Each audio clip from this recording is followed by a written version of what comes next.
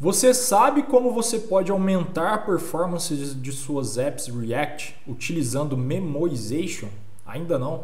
Então vem comigo aqui e aprenda a utilizar este recurso muito poderoso aqui no React. Para demonstrar como nós podemos aplicar aqui esta função, essa memoização nos nossos apps em React, tá? Eu tenho aqui já criado dois componentes muito simples. Um componente app que mostra aqui, né, que recebe como filho este componente counter. Este componente counter recebe o valor que vai ser exibido, né, eu chamei aqui de count, e também recebe a função que incrementa este valor, tá? Então, se você olhar aqui deste componente counter, vejam que ele é muito simples. Ele somente exibe a contagem, tem um botão que chama função e um console log para a gente acompanhar as re-renderizações. E aqui no app eu adicionei mais uma função também que altera o estado aqui deste componente, tá? Então vejam que aqui nós temos um botão que gera um número randômico e o exibe na sequência. Vamos executar aqui este app, né? Então vamos lá para o nosso browser e vejam que sempre quando eu incremento aqui no botão, né, que aumenta a contagem e chama o componente count, vejam que nós temos a renderização do nosso componente app e também do nosso componente counter. E o mesmo acontece quando nós incrementamos aqui, quando nós alteramos o valor do nosso número randômico. Vejam que o app e o counter são re-renderizados. Mas percebam que aqui nós não precisamos renderizar novamente o nosso counter, já que o valor não se alterou, né? Então vejam que ele continua aqui com o mesmo valor 3.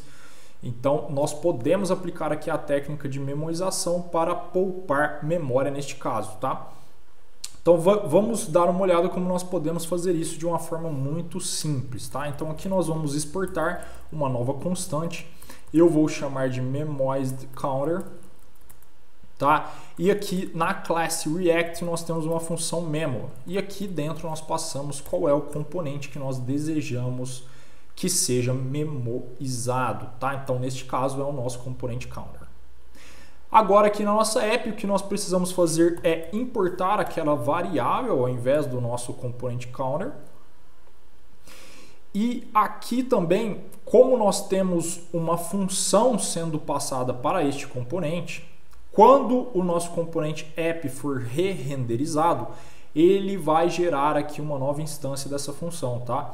E aí esse componente que está memoizado vai entender que é um novo valor sendo recebido aqui no parâmetro e ele vai renderizar novamente. Para resolver este problema, quando você tem funções aí sendo passadas para um componente que você quer memoizar, você pode utilizar o useCallback hook, tá? Então vamos lá, useCallback.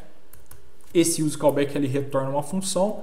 Nessa função nós vamos fazer a mesma coisa, nós vamos incrementar o valor do count, mas no segundo parâmetro nós vamos passar dentro de um array quando que essa função, né, deve ser alterada, tá? Quando que uma nova instância dessa função deve ser gerada.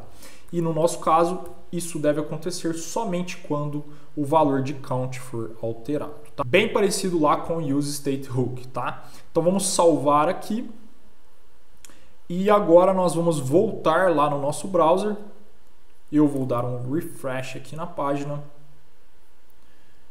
Vou limpar aqui o console e vamos lá. Vejam que quando eu incremento aqui, né, a contagem, o app e o counter são re-renderizados.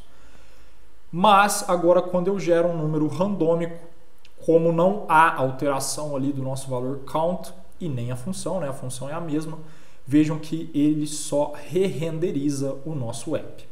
Tá? Então, em um cenário onde você tem um componente pai que sofre alterações ali no seu estado e um filho que não altera tanto assim, que ele vai alterar poucas vezes e às vezes na sua árvore você tem ali mais de um filho, utilizando essa técnica de memorização você pode aí poupar bastante, né, tempo de renderização e com isso você vai também ter um ganho de performance ali na renderização dos seus componentes.